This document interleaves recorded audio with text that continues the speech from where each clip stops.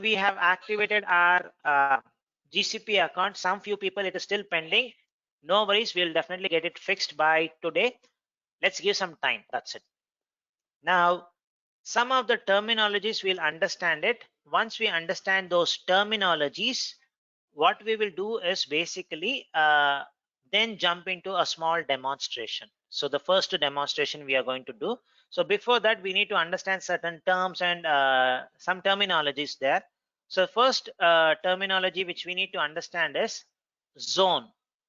What is a zone is basically a data center, a physical data center, an independent uh, failure domains with regions. Basically, it is nothing but a data center where lots of servers, infrastructure, lots of networking is all going to be there.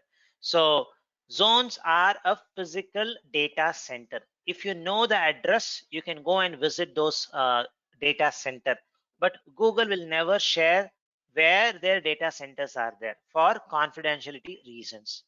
Then the next terminology which you should be aware is a region, which is geographically a location, an independent location like Mumbai, Singapore, Taiwan, Hong Kong, London, Frankfurt, Las Vegas, then Oregon, then North Virginia. So these are going to be your locations. Now each region is going to have 3 zones. Each region is going to have 3 zones, meaning one region is going to have 3 data centers. Now you can have groups of regions, which is going to make you a multi-region, basically a specific continent. America is going to be one multi-region. Then there are few resources in GCP which are global. It could be, it's globally available resource. So to make this very, very clear, right, let me take this diagram.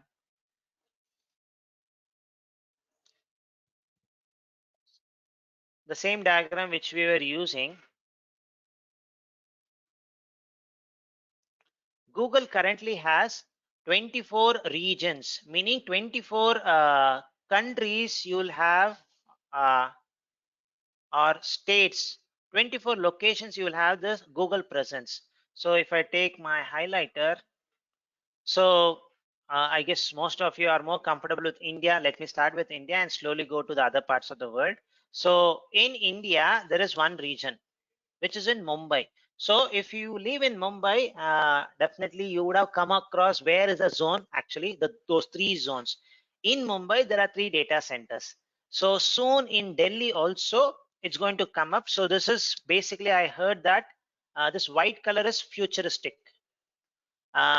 which is an indication that in India itself, two regions are going to come in. So in one country itself, you can have uh, 2 regions possibly. So like Japan, you have Osaka and also Tokyo, and America. So you have multiple regions in North America. So you can have that. So this is basically for high availability and all. Let me just hide, sorry. 1 minute, erase this.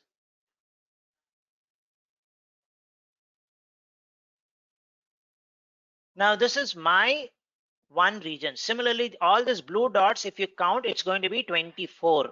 And inside these 24 regions, you are going to have 3 zones, minimum 3 zones. Now 24 threes are, it's going to be 72. Now you may ask, then what is that one extra zone, Mahesh? So that one extra zone is a outstanding zone or an exceptional zone, which is in US Central. US Central, it is an exceptional zone where it is going to have 4 zones. So plus 1. So you may ask why US Central is special. Is it something because of something reason they have made it? There's no official answer, but I can give you some 2 options why there are one extra zone extra in US Central. If you see the entire journey of Google Cloud, the first region which Google created was in US Central. So when they started, right, they felt maybe for having a better availability 4 zones are better, 4 data centers are good. Maybe they thought like that. Then they provisioned four physical data centers in US Central, Iowa. Later, the next zone region which they created was in Belgium. Later, they realized that 4 is going to be an overhead. Let's not do 4 in every region. Let's stick on to 3. So because it was a physical data center and they don't want to dismantle all those things, they just left it. This could be one possible explanation. So possible explanation. The second explanation which I can think of is this one special zone is there, right? That zone is for testing alpha products. Anything new comes in GCP, right?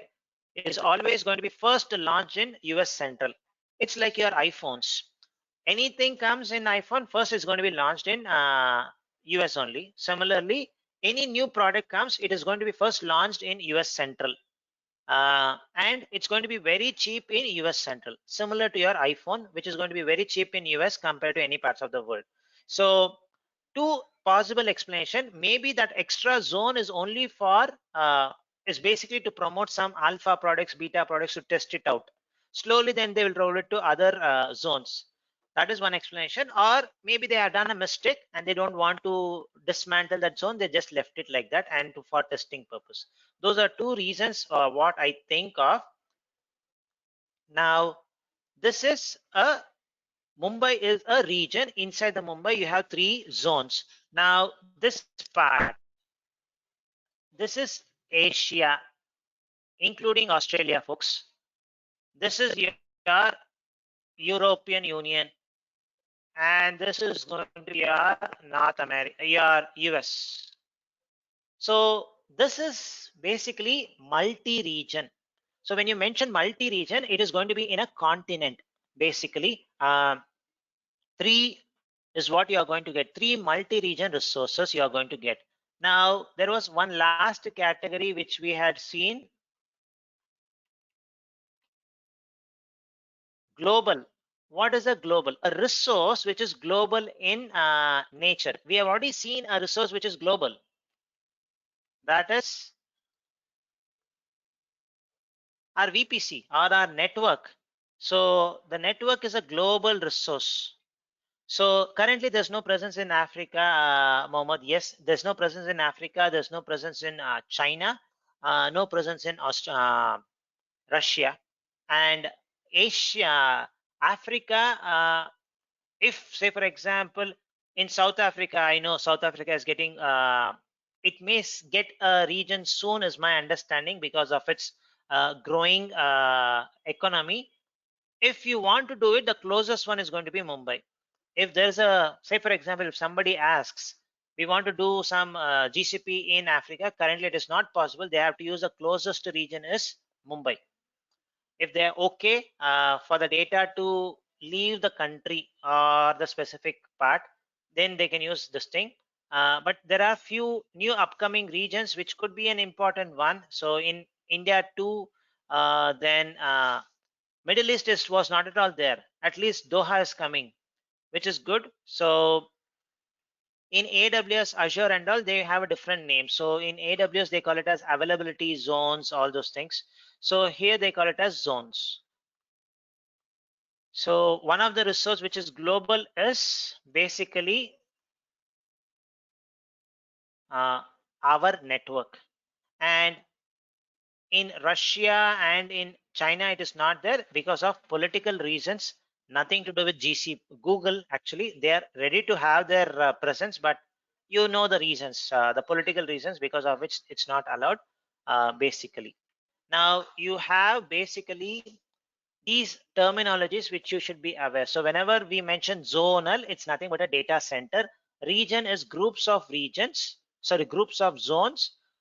Multi-region is groups of regions, basically a continent, and there are few resources which are global. One we have already seen, it is our network. A global network is what you have. Now a small tip to the exam, folks. So throughout the class, it's going to be mix of tips to the exam, preparing for the exam, understanding the concept, and also some real-time exposures, my implementation skills, all those things. It's going to be a mix of all those things. One tip for the exam is any region, if you see, it's going to always end with a number. Mumbai is going to have a name called as Asia South 1. If it's Singapore, it's going to be Asia-Southeast 1. If it's US Central, it's going to be US Central 1. Any region ends with a number, the naming convention. If it is a zone, it's always going to end with an alphabet. So this is a examination tip. You may say this is very, very basic. Once you see a question, this tip will definitely help you out. So what I thought of doing this right from this batch onwards, a new style where we are going to create a document throughout our class. So two documents, which you can use it at any point of time. It's going to be a running document. You will get access to it. Maybe at 9:50 or so, I'll just show you what are the access you are going to get it uh, from today onwards. So I'm going to create two documents, folks. One is an examination tip. It's a cheat sheet. It's not going to be 20 page or something. It's going to be maximum 2 or 3 pages only. So this is for your examination. One more cheat sheet we are going to create, which we are going to call it as real implementation tips. After you clear the exam, you will definitely you need some tips for your real implementation, for proof of concept, for designing all those things, right? For that, what are the tips we should use and what are the best practices you should use? For that, we are going to create this, and this is going to be a live document. So, and you will get access to it right away from today itself. I'll show you where you are going to get it. I have to generate the access for you. Still, I have not done it. So first step for is regions.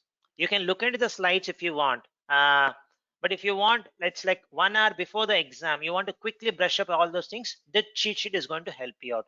Regions in GCP, okay, regions end with a number. Zones uh, end with a alphabet, with an alphabet. Example for Mumbai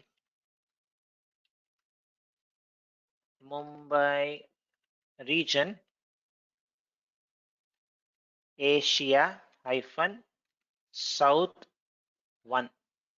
This is the region name. So you see it's going to be ending with a number. For example,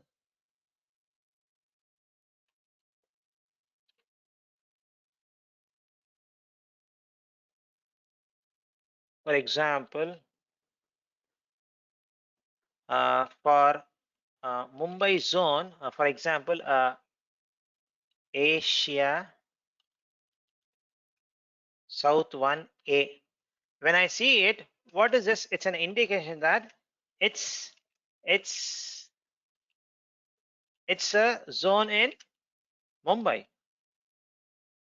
So this A is the one which is important here. So here it's going to be the number. So it's going to be your region followed by an alphabet. That is the format, folks. Hope it's clear. The tip looks very, very basic, but there's a chance that you may get question on this also. The questions could be very difficult, could be very simple also. It can happen. So never underestimate any small tips also. That is a key part. That's a tip, and I thought we'll follow it from this batch onwards. Uh, that's the first set of terminology we should be aware of. The second set of terminology which we should be aware of is basically, the one which we should be aware is called as projects. What is a project? Project is the most important thing in GCP. This is called as GCP project. So uh, you have activated your account, it's still in process, but you already see something called as my first project.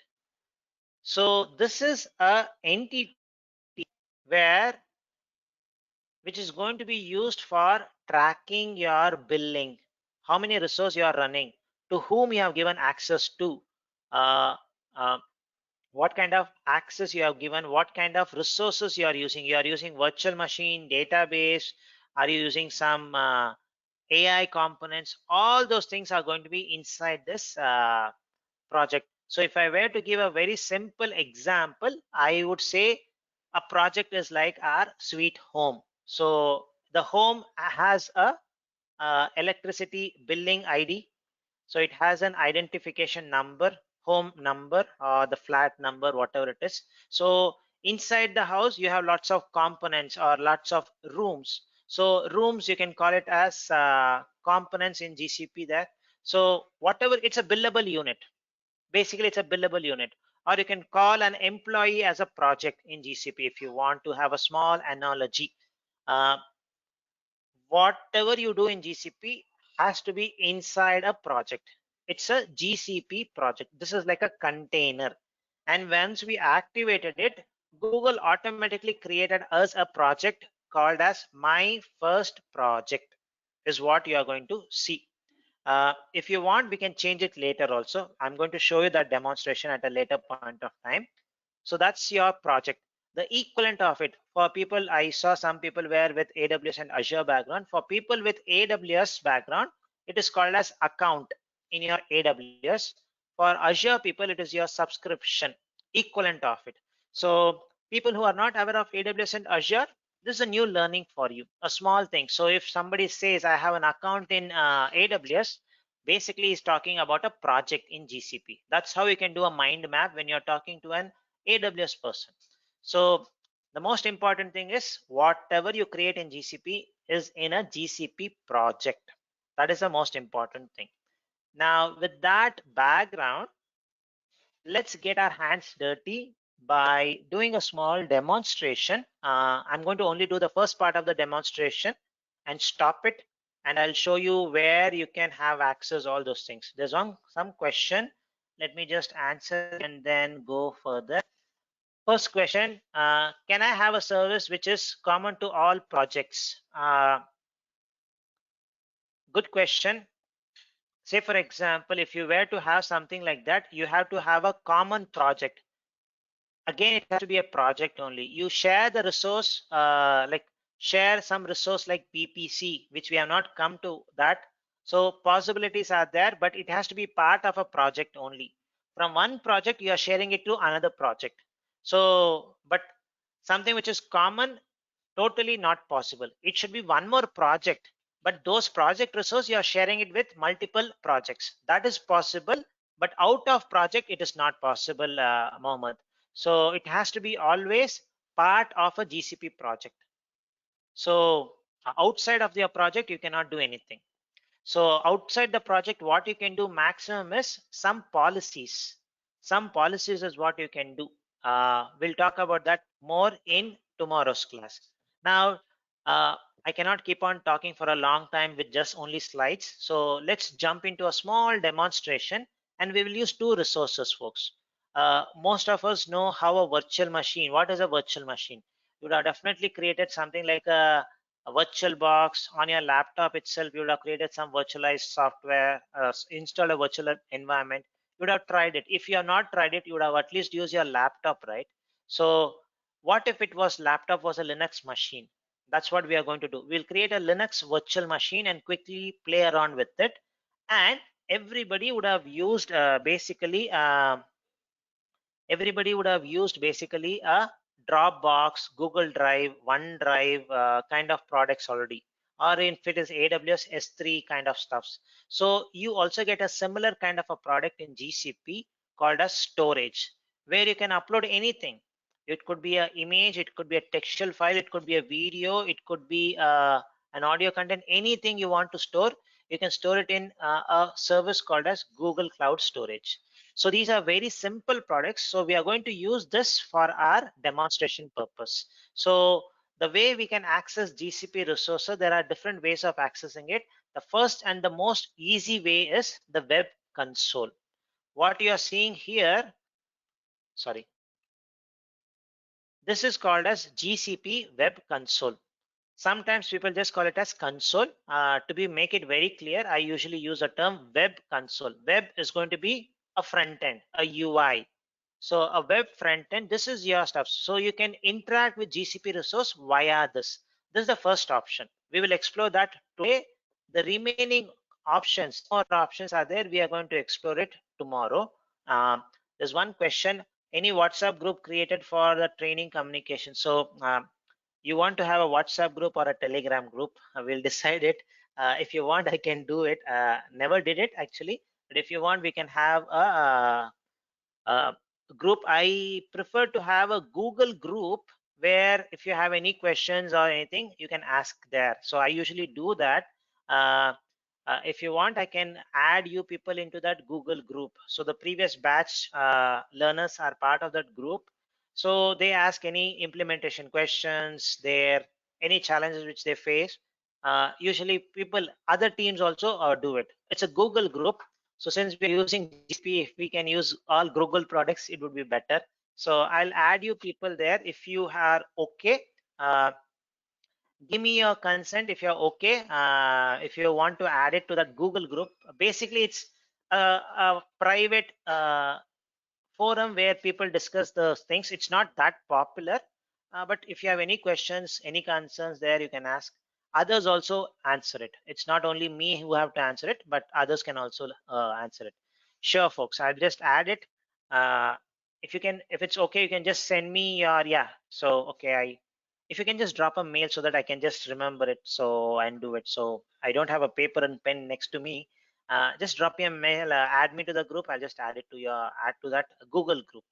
So okay, so now let's explore our sure, folks. So let's go explore the GCP web console first, and then create a storage and a VM resource. I guess maybe only this part we can do today. Tomorrow we will continue it.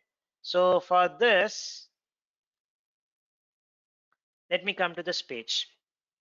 So let's try to understand what are the components here and slowly go into a demonstration. So this is called as GCP Web Console, and a small implementation or a demonstration tip, folks. Uh, Definitely you will be having some customer facing requirement. You may need to understand the requirement from the customer because you are going to design it, right? From where you are going to design it, so you need to understand the customer's requirement.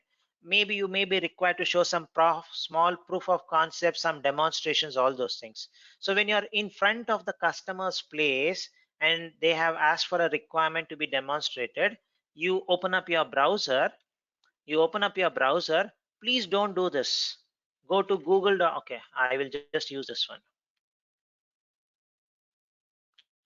In my previous organizations, all were certified Google data engineers. So, and I used to provide them guidance if they have some challenges. So they used to come to my seat and say, Mahesh, I'm having this problem. How do I fix it? Then I used to say, show me the screen, then I'll get an idea. So the way they used to do it was like this. Go to google.com, then they used to search GCP console. Then they used to click on this. They used to show it. Now, if you are totally new, you can do that.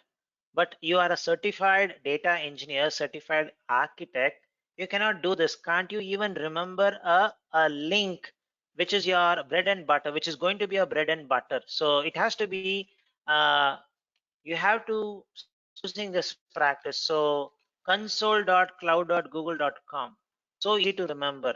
So we remember google.com, so it's just console.cloud.google.com. So this also makes a huge impact when you are in front of the customer. They'll think this person does not also know the URL. He searches it and goes it. Small tip, it's going to make a huge impact when you're doing something in front of the customer. So console.cloud.google.com. And I told this to many people in that organization. You cannot do this. You are certified people, so you have to remember it. So from that time onwards, people started directly going it, or put it in a bookmark. Just click on it and commit, but don't search it and go. Okay. So once you come to that, you should see this stuff. The blue banner is what you are going to see by default. where this is going to act as your home screen. When you click on it, you may be in any screen, but when you click on Google Cloud Platform, it's going to show you the home screen, dashboard, basically. The next component is going to be a project, is going to be a project name. Then you have a search window where you can search for products. I would strongly suggest not to use the search window till you clear a certification. After you clear certification, you go use it, no problem. The reason is, if I say compute engine, you'll start typing compute engine here itself. When you do this, right, your search is restricted to a specific term and you'll be only looking at that specific term only. But if you click on this navigation menu or hamburger menu, you'll see all those categories which we saw, the 5 categories. You will be able to see it here. Compute. Now, when you want to create a virtual machine, you come to compute and compute engine. But at the same time, our eyes gets attracted towards other components. What is Kubernetes engine? What is Cloud Run? What is VMware engine? So this way, your learning is going to become very more. By just scrolling this every time, you'll get more ideas. So then you have some database. Uh, uh, you will get, yes, so the numbers are getting increased, so no need to get scared, but I look for new components, so that's how I do it. And that's the reason most of the demos, when I do, I click on the hamburger menu and show it. So that way, by scrolling itself, right, sometimes things gets registered in our mind. So file store, you may think, oh, what is file store? Now if you don't know what is file store, a quick trick is go back to your this thing, folks, GCP in forwards, search for it, and you'll get it in 4 words, an explanation. So everything is going to be a connected thing. So you have databases, all the database options, the networking, all the networking components. Then you have some DevOps related stuffs. Sorry. Uh, you have some DevOps operations related, some management tools. Then your big data components. What we saw in slide, everything is seen in the in our console, web console, your artificial intelligence capability. Everything is there. So I would never recommend for search, at least till you become certified. After certification, yes, you can use it. But till you get certified, always click on the hamburger menu, scroll it. It's going to be a pain, but the pain is for a good cause, actually. So everything is hidden in this navigation menu. So prefer to use this one. Then you see your free trial status, which should be shown soon in your account also. Then there is one option called as Cloud Shell. This is my favorite service or option, I would say. This is basically a Linux environment. If I just click on this, at the bottom of my screen, it's going to show up a virtual machine, which is Google is going to provide free of cost. It's a Linux machine, which is going to come up with something like 2 vCPU, 16 GB of RAM, something like that. So 16 or 8 GB of RAM, free of cost. So whatever you want to do it in the UI, you can do it in the terminal also, command line interface, CLI also. So that's going to be a good option. We'll explore that more. So this is basically, it's just browsing. Let's let it come. So that's your Linux environment basically, to do anything in the command line. Then you have some help notification. We are going to see that how often we are going to use it. Any changes you do, it's going to be notified here. Then you have some settings, preference, all those things which you can do. And the last one is your profile. We are going to use our profile information very often. So this is my profile information. I have a domain. I'll talk about that later. So this is what it shows. Then you have the dashboard. These things are called as wizards or widgets basically. So I can drag and drop to, if I feel I don't want this one, I want it here, I can drag and drop it. I can do this kind of a stuff. So where is my project? Which widget you want it to be focused, you can have this focus. what I usually do is the resources. I guess the resources would be usually here. The default would be, the setting would be something like this. I usually drag this and put it in the center. Why? I get a complete idea how many resources are getting used. Now, if you cultivate this habit of stopping the resource if you don't need it, even though it is free, you should not exhaust it. So cultivate that habit of being little stringy in the beginning in cloud. That's going to make you a very good cloud architect. So now I see I have some resources running already, and these resources are low cost resources. They are not going to incur huge cost. I'm just going to leave it. But if there's a virtual machine running, this gives me an indication. There's one virtual machine running, Mahesh. Can you go and stop it? So that's going to give me an indication. So that is where I usually drag and drop this in the center. So my focus is going to be on that. Then there's one more important thing where you can see the status. Google status. What are the services? Is there any outage, service disruption? To know that complete details, you can see it. If you see it is as a green bar, all the resources in GCP are working fine. Healthy, they are healthy is what it indicates. But sometimes you will see it as orange. Sometimes you may see it as red. It's showing, it's an indication it is outage. Let me just show you if I have one. I have one screenshot where it was basically it was having something like a red one. Red. I just have a screenshot here, folks. So this one, if you see, the banner is red. The indication is on that day, 4th of December, there was a specific service which was having a outage. So if it's green, all good. Now, as a cloud architect, you should be aware of this. So if you just go look into the status, you will see as of today, everything is running fine. All the services. So this is an important one in your implementation cheat sheet. So bookmark this one is what I would suggest. In your implementation tip, uh, bookmark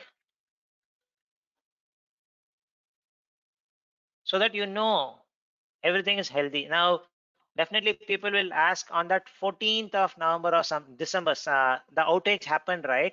Was these all services down? No, all the services were up. It was only the identity option which was failed. So Google identity had failed, because of which nobody was able to log into Google, YouTube, all those things. So, but all the services was running. And if you see, orange color is for service disruption, outage is red color. So all the services you can come to know. And if you are very interested to look at one specific service, when was the major outage it had happened? So you can just click on history to know when and all the specific outage happened. You can come to know that very easily. So why this is very important is, at one point of time in your career, you will definitely excel to a stage where the customers treat you as a trusted advisor. Anything goes wrong, they can definitely call the support. But the rapport which you have built with the customer, they feel like you are going to be a single point of contact. So if something goes wrong, they will call you. Something is not working, any reason, it's not going to be don't treat it as a support job, but it's a trust. They believe in you, so what you say, they believe you. So if you have built that kind of a stuff, if they say Mahesh, something is not working in this thing, so the first thing which you should see is come to this status.google.com, status.cloud.google.com, and check, is there any outage? If they say virtual machine is having problem, check whether there's any outage. If it is not, then check with your team, is there any issue with the infrastructure or with the software which they are having. So that is where this is going to help you out. So I always focus on this every day to see anything is there wrong with the stuffs. So that's your third widget. Then you have similar widgets which you can refer to, some billing, all those stuffs. Billing for us is always going to be showing 0. because we are using a free trial account. So it should be always 0. One important thing which I would suggest is getting started. Since you people are starting it newly, you can explore these stuffs. That's going to be really helpful. And one of my favorite widget is news. What I do is I drag this news, I keep it right below my status. This gives you, it's more like a news feed for Google. So where you come to know what are the various resources, new products, launches, all those things. Some of you follow me in my LinkedIn, I have seen. So when I post any articles, most of the articles are from this feed only. If I feel it is interesting, I read it, I put it in the LinkedIn. So this way you are learning and you are also sharing your stuffs with the community. So this is a very important wizard. I would suggest you to every day at least spend 5 minutes on this to find something is interesting.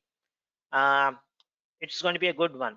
So these are wizards which you can drag and drop and put all. You can customize it. If you click, you feel you don't want this app engine, just turn it off. That's it. So you can do those kind of stuffs very easily. That's something. This is like a good amount of exploration on the front end or the web console part. So I guess we have only 15 minutes. I'll not go further, but I wanted to share some information about the access, all those things. So let me stop it. Once we